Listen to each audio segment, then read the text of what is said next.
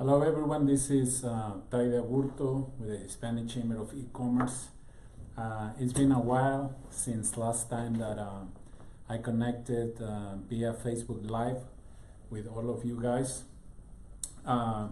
Today I wanna talk about a topic that came out in multiple occasions while we were traveling in DC last week with some of my colleagues, other presidents of and CEOs of chambers of commerce, as well as some business leaders and elected officials, and that was the topic of poverty and wealth in the Hispanic community and the Latino community.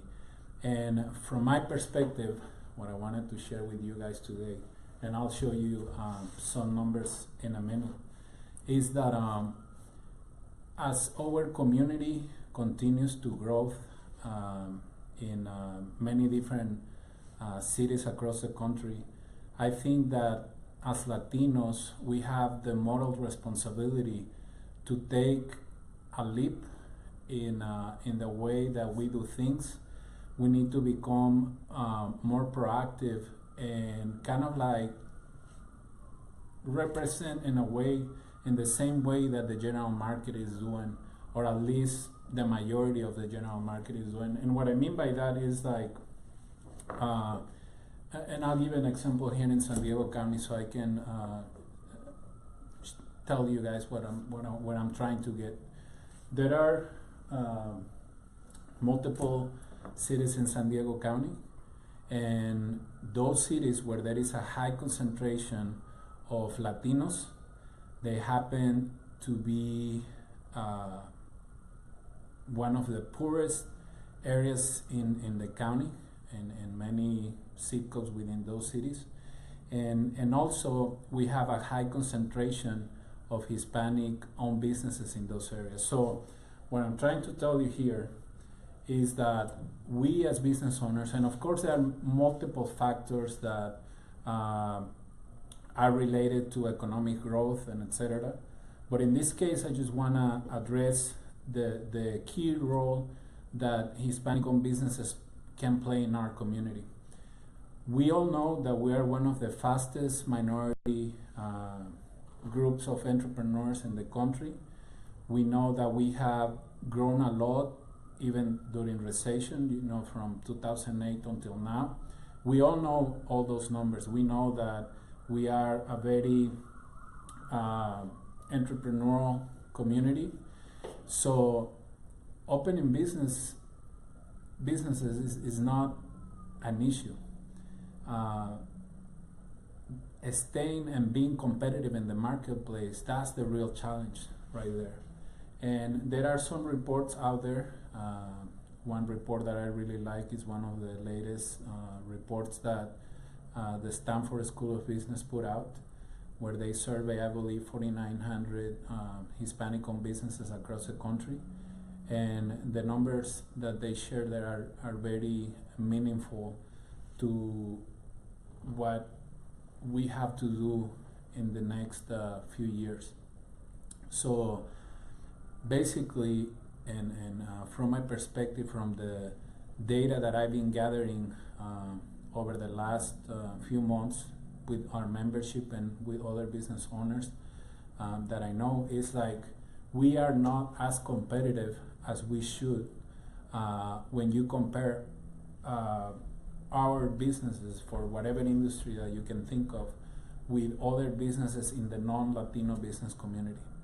So in order for us to fight poverty and to increase wealth in our community, is that we keep investing in ourselves. And what I mean by that is like taking the time for us to keep educating our community, not just business owners but professionals in general, and that way we will make sure that we can stay as competitive as the general market. One of the things that we talk about here in the Hispanic Chamber of E-Commerce is that that we can utilize the many different resources that are available in the marketplace to stay competitive in the marketplace. And when we stay competitive in the marketplace, we at least gonna be performing at the market average. And unfortunately, right now there are a lot of businesses that are not performing at the market average. And if you see this report that I mentioned earlier, you can see that a lot of Hispanic-owned businesses in our community are generating less than $100,000 in revenue a year, where some businesses in the same industry are generating over $250,000. So a lot of our businesses are underperforming, and when that happens, you can have areas like some cities here in San Diego, like Vista and Escondido, San Isidro, etc., where you have a high concentration of Latinos, high concentration of Hispanic-owned businesses, but areas with also a high percentage of poverty. Areas where there is a lack of resources in the community. So what I want to invite you to do, especially if you're a business owner, is that you take the time necessary for you to become a real asset to the community. We know that small businesses generate a lot of jobs in a community. I believe it's like 2/3 of the jobs are created by small businesses. So if we are not, as business owners, like I said, performing at the market average, we're missing out. And if we are not performing at the level that we should, our community as a whole, and I'm not just talking about the Hispanic business community, I'm talking about the general community, like wherever you live, you know, whether it's Vista or any city in California, any city across the country where we have high numbers. We have to become an asset to the community where we live in. It's okay if we just handle our personal, our business stuff at a very micro level, but we need to start thinking about the important role that we need to play in the areas where we have a high concentration of Hispanics, of Latinos, because we don't want to get to the point where certain areas in California are right now. There are a lot of areas in California where we are the majority of the population, and those areas are some of the poorest in the state. And I'm talking about certain cities in the Inland Empire, certain cities in San Diego County, certain cities up north. So numbers don't lie. I'm sorry. Numbers don't lie, and like I said, I think we have the moral responsibility to take ownership, to become key drivers in the local economy, in order for us to be that asset, like where we're not gonna be become an obstacle for growth. Okay, so as we talk to a lot of family-owned businesses across the county here in San Diego, and some other business owners that reach out to us, we encourage them to take the necessary steps. One, to increase their education, to keep investing in their personal development. That's key, so they can take better decisions when it comes about their business and also their personal life. And also we encourage them to be active in the community in one way or another. This doesn't mean that you just have to give money away or anything like that. What I mean by that is like we have to engage one way or another in whatever we're passionate about in our community. We could be at your school district, or you know, with the Boy Scouts, or whatever. Like I'm involved with multiple and many different activities in the community, not just with the Hispanic Chamber of E-commerce, because I want everyone to see us as an asset and not just as the community who is becoming an obstacle for growth. we play a very important role in everything. In this country, and we just need to make sure that the numbers are there.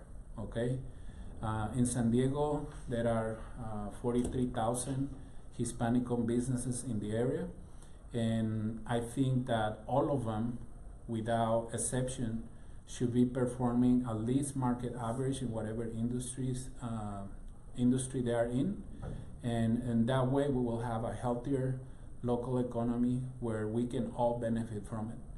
And I want to invite you to take a look at some. Let me get rid of that real quick. Some cities in your area, like for example right here, this is Vista, California, and as you can see right here, we have in this specific area within Vista, 57% of the population are Latinos, median household incomes $35,000, poverty level 21.4%. Okay, if I go to, this is in Escondido, California. Hispanic population, it's 63%, poverty level 21%, household income 45,000. So, I can go to many different cities, many different zip codes where we have a high concentration of Latinos, and unfortunately those numbers are going to be there. There are certain areas in California that are worse than others, and I think that we as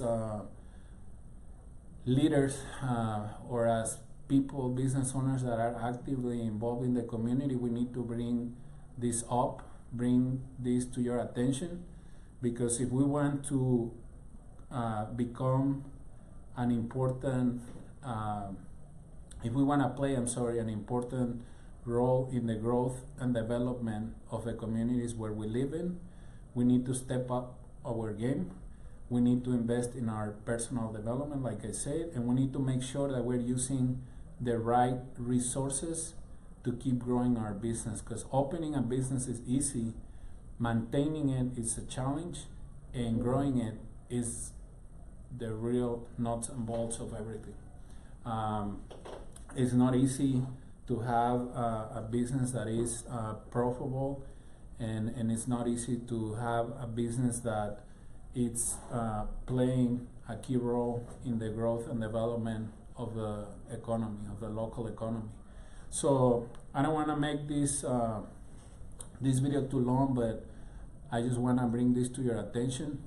I think this is the right time for us to show all those people that do not believe in us that we have what it takes to play a leadership role in those areas where we are the majority in terms of population or business community.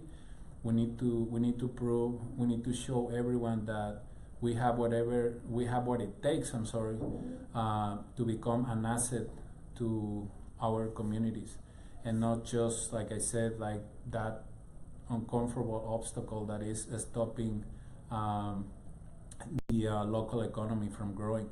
So I don't know what you guys think about it. I would love to hear your comments, but again, it's time for us to get together, to unite, to help each other out, because at the end of the day, we need to remember that we are part of a big picture, and if one link within the chain is weak, unfortunately, the whole chain will break at some point. So again, guys, we need to step up our game. We need to become stronger in any way that you can think of from personal development and from the business standpoint. So I leave it out there for you. Think about it and see and conduct an assessment of what you are currently doing to see if you are in the place where you feel 100% comfortable with the work that you are doing. There is always room for improvement. If you ask me, I do not feel 100% comfortable with everything that I'm doing. I know that there are certain stuff that I can do better, and believe me, I'm investing in myself. I'm investing in our organization, not just to become an asset to our members, but also to make sure that everything that we do is at least at the market average level or even better. We always try to improve a lot of the activities that we do around here with that purpose in mind. We need to be very efficient in everything that we do, because by saving money and investing it in the right places, that's how we can continue to expand. That's how we can create new business opportunities for our members and all the organizations, the stakeholders that are around the Hispanic Chamber of E-commerce.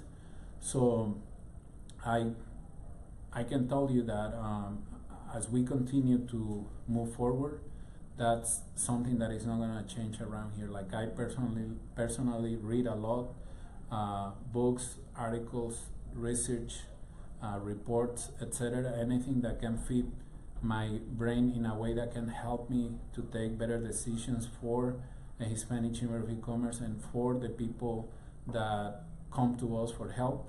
And I encourage you, I invite you to do the same for your business. It doesn't matter what type of business you own.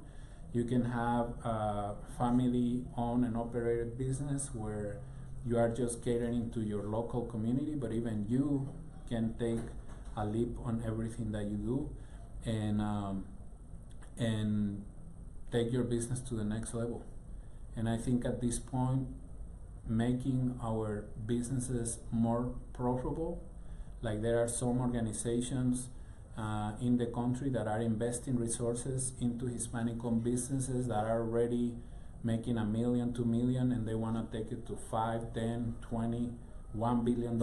I think that's great, because the more millionaires that exist within the Hispanic business community, that's going to trickle down in many different levels within the Hispanic community. And by having a stronger family business sector within the Hispanic business community, we're going to be able to fight poverty, and we're going to be able to increase wealth, and nothing is going to make us stronger as a country than having a strong Hispanic community across the nation. So that's my invitation for you. I leave it up to you to decide what actions you're going to take to make yourself better, to become a stronger and a better asset to your community. And until next time, I want to say ciao, bye, adios. We're going to start bringing guests to the Facebook Lives, which that's probably going to make this Facebook Lives a little bit more interesting than just listening to my crazy ideas, like sharing my crazy ideas with you. So thank you very much for all those that listen to me live, and thank you very much to all those that are gonna watch this video after this Facebook Live goes off. So thank you very much for your time. I appreciate it, and if we can help you with anything, please let us know. Have a nice evening. Thank you.